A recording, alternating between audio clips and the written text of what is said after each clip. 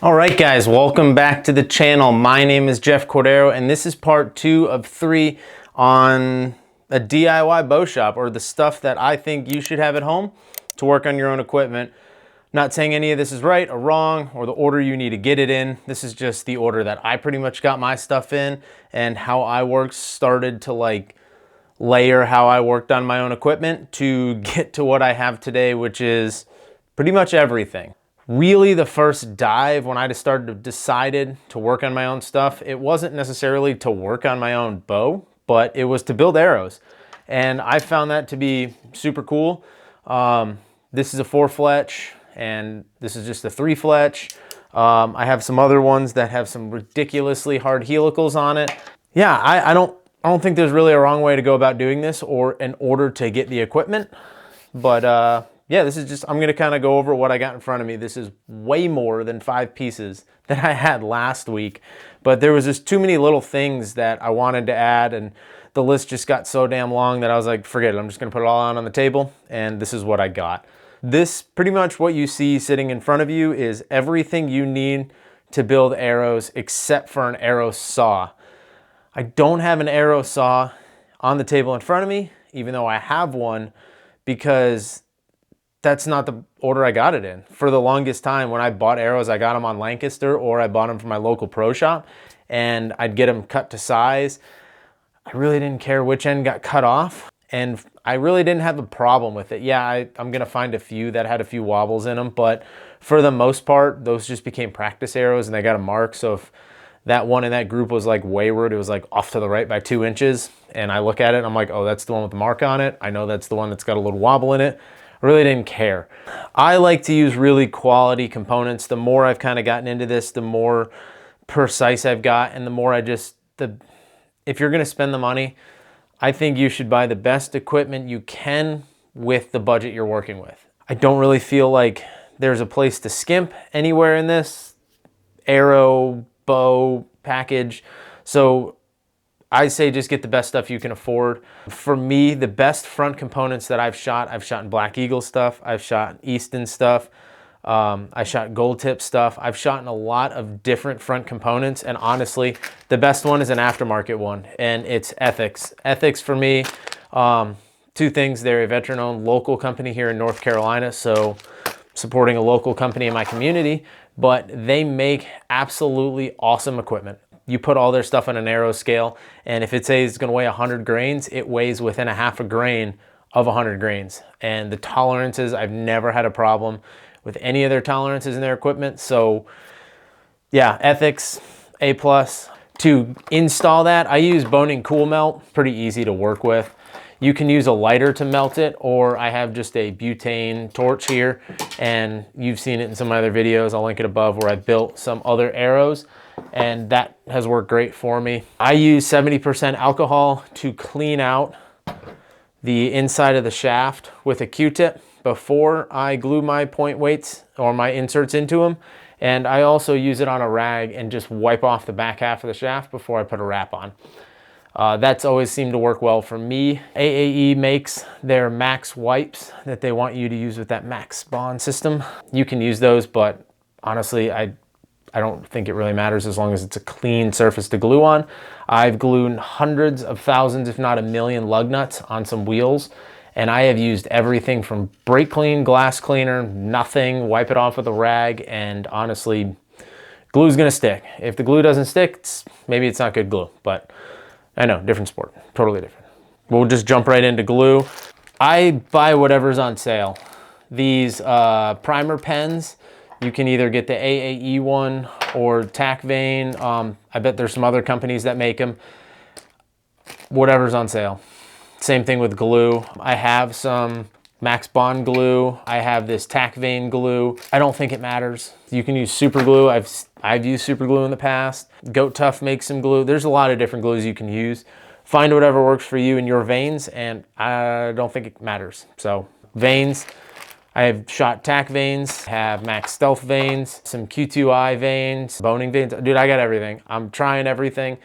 Here is like a handful of arrows I got that I'm working on right now. These are heavy helical, 4 Fletch, left-handed 4 Fletch. Stay tuned for this video. This one's gonna be awesome. I'm trying out every combination of right and left helical, 3 Fletch, 4 Fletch, a really super hard helical like this one. There's some other people on YouTube that are shooting this, and I mean, why not? I'll give it a shot. You got me. I think they're all gonna steer a field point really well. It's once I start screwing broadheads on, I think is where we're going to see the biggest difference, if it matters or not. Hell, it might not even matter. If these all group together, then I don't think it matters. Do whatever you want.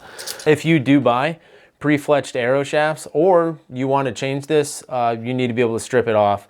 I like using a wrap because it makes getting all of this off a lot easier, and you don't have to use a scraper tool like this from Boning. These are great, and you can go gently with them and be able to cut the fletchings off and scrape any glue off, but it just makes me really nervous to stick a sharp edge up against the carbon. I think once you get a nick in it, no bueno. I would do everything I could not to nick them. That's why I like using wraps. Plus, it's just, like I said, it's just a lot cleaner when you go to take it off. Plus, you can bedazzle it up. You can do whatever you want. You can get, there's wraps with, you can get your own name on them, decals, whatever. So I think it's just another really cool customization thing you can do. All right, working back to the table. Seen this in my other videos before. It is a arrow square. This is G5, the ASD flip. You can move this barrel from either side. What this allows you to do is, if you have a fletched arrow, you can obviously take the knockout, but stick it in here and the veins will not touch. So you can square an arrow that already has veins on it. And if you've seen any of my other videos, you know that I think it's super important that the back half, if you're going to square up one end, it should be the knock end, because that is the side that is taking all the force and energy from the bow and pushing that arrow downrange. You should make sure that is square. That's my tip. Do that and you'll fix any ghost tuning problems. I don't know. Maybe you won't. Arrow spinner. So I think this is super important when you are going to cut your own shafts, especially if you are getting pre-cut shafts. It's maybe not as important, but if you're going to start cutting your own shafts, or you want to start truing up your broadheads, I think this is a great piece to have. This one is from Serious Archery Products, and it is like the Rolls Royce of arrow spinners. It costs about as much as a Rolls Royce, but it's pretty sweet. It's got a really solid aluminum bottom piece to it, 3D printed pieces with some 4 ball bearings on each side, and the arrow just spins forever. It's almost effortless. So if you're going to cut your own shafts, or you're going to bring them to a pro shop to cut them, you would stick them on here before you fletch them up, spin it, find out the end that's got the wobble. That's the end I would cut off. I've already spun these, so I know this end is the wobble, so that's the end I'm going to cut off. That's why I already have it fletched on the back. Yeah, this is a great piece to get. They make some really cheap ones you can buy that are like 15 bucks, and they work just as well. I've had those before and had no problems. I was in a spending mood this day when I decided to buy this. So now it's time to fletch your stuff. You have everything else. You have your fletchings, your glue, you've cut your arrow shafts, you've installed your point weights, you've gotten all the way where you have to start installing fletchings, and there is a bunch of options out there. So this is what I have, and this works well for me. This is a Bitzenberger Fletch-O-Matic. The Fletch-O-Matic 3000. It's a Dial-O Fletch Magic Fletchmaster. That's a mouthful. The reason why I like this fletching jig in particular, it's solid, it's metal, it's cast, whatever it is, but you can do a 3 Fletch in it, a 4 Fletch in it. You can buy different clamps for them. This is a right helical clamp. This is a left helical clamp. You can also buy a straight clamp. So with one fletching jig, you can do right, left, 3 Fletch, 4 Fletch, straight. They also have a 75, 105, and they're not evenly spaced, so they're kind of like that. Yeah, you get what I'm trying to say. This is what I've used, honestly, forever. And I've always fletched my stuff right helical up until this year, where I want to try the left helical, because my bow naturally shoots a bare shaft with a slight left twist to it. So I want to try to match up which way my bow's shooting with which way I'm going to fletch. I don't know if that makes a difference yet. I haven't tested it, but it's something I'm really interested in and I want to see the results. So some other options that you can get to fletch up your arrows with is I have these Arizona Easy Fletch fletching clamps. They look like this. At TAC and on YouTube, I've seen some other people shoot these really heavy helical arrows, and I get why you would do it from a ballistic standpoint. You want to get the shaft spinning faster because it will stabilize sooner, but I'm not sure what that does with broadheads and downrange accuracy, and I know people have talked about the parachute effect. I don't know, I'm gonna test it out myself. So I bought a right and a left, so I have one of each, and I'm gonna test it out, see what it does, and stay tuned for that video. All right, now that we have most of that equipment out of the way, the last thing that I purchased, well, yeah, the last thing that I purchased when it comes to arrow building, at least before the arrow saw, was a scale. So you can calculate all of your weights, what everything's gonna weigh, your grains per inch, you can multiply it by how long the carbon is, you know how much a knot weighs, how much each fletching weighs, how much the wrap weighs, and all the front components. You can just calculate it out and know that your arrow probably weighs like 518 to 520 grains. Give yourself a little variance in there. And you put it on a scale, you'd probably be pretty damn close. That Black Eagle video where I made those X impacts, the calculated weight versus the actual weighed weight was within 1 grain. So I think if you just want to calculate it, you can do it, but if you want to buy a grain scale, they're pretty cheap. I think it's a great, this is from October Mountain Products, OMP, and it works. So that's all it needs to do is work. Dude, if you're buying quality equipment, if you're buying quality shafts, quality front end components, a quality fletch, like, they're never within more than 2 grains of each other, personally, for me, building my own. It might be different for you, might be different with other companies, but in my experience, they've all been close enough. Doesn't really matter. With all that equipment, you can now build, fletch, tune your own arrows to whatever your heart's desire, except for cutting them. It's the only thing you have to go somewhere to do. I've cut them with a Dremel before.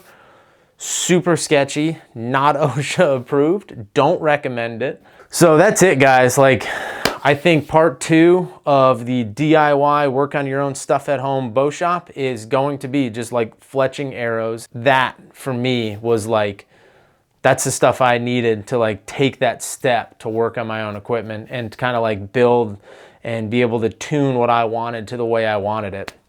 I don't think there's any wrong way or any right way to get into it. The first week, I think that whole video cost like 50 bucks. And if you didn't buy the Hamsky level, but then video 2 here, I think the total investment in a lot of this stuff is maybe like 150 bucks. So like you can get into it kind of cheaper and kind of work your way in. And like once you have this stuff, it doesn't go away. You're just like building. It took me years to build onto what I have now, but I had to start somewhere. And I started with tape measures and levels and Allen keys. And then I moved into fletching jigs, squaring devices, scales, you know, like you just kind of work into it. You build more confidence, and I think that's the way to do it. Plus you can bedazzle your arrows and pimp them out, whatever color scheme that you want to run, and color tune your whole bow. You can do that. You can't buy them in the store like that. Guys, thanks for tuning in again. I encourage you to get out there and fletch your own arrows. This was video 2 of a 3-part series. Stay tuned for next week. If you think while you're watching this that I missed something out that was way off, please drop a comment down below and let me know. Like last week, I got a lot of comments about serving material. I want to know what you guys are thinking that I missed in this video. So drop a comment down below, hit that like button, smash that subscribe button, and stay tuned till next week. I'm Jeff Cordero, and we'll catch you on the next video.